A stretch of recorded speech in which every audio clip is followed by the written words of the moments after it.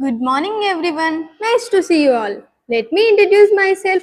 I am M. Bhavyasri from 8th standard in Abhinav High School.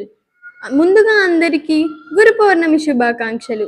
ఈ పర్వదినాన్ని ఆషాఢ శుద్ధ పాడ్యమి నాడు జరుపుకుంటారు.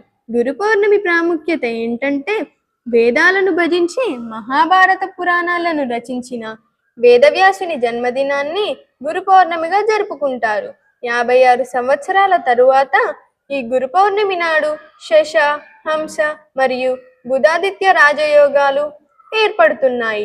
తల్లిదండ్రులను, విద్య నేర్పిన గురువులను మరియు ఆధ్యాత్మిక గురువులను దైవ సమానులను ఈ రోజున పూజించడం మంచిది.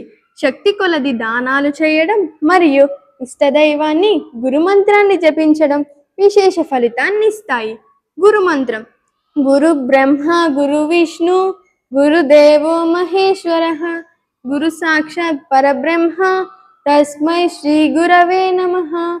మంత్రం యొక్క అర్థం: గురు బ్రహ్మ సృష్టికర్త అయిన ఆ బ్రహ్మదేవుడు గురువే. గురు విష్ణు కాపలాదారుడైన విష్ణువు గురువే. గురుదేవో మహేశ్వర లయకారుడైన శివుడు మహేశ్వరుడు కూడా గురువే. గురు సాక్షాత్ పరబ్రహ్మ గురువు ప్రత్యక్షంగా ఆ పరబ్రహ్మ స్వరూపమే. తస్మై శ్రీ గురవే నమః. అట్టి గురువునకు నా నమస్కారములు. ధన్యవాదములు.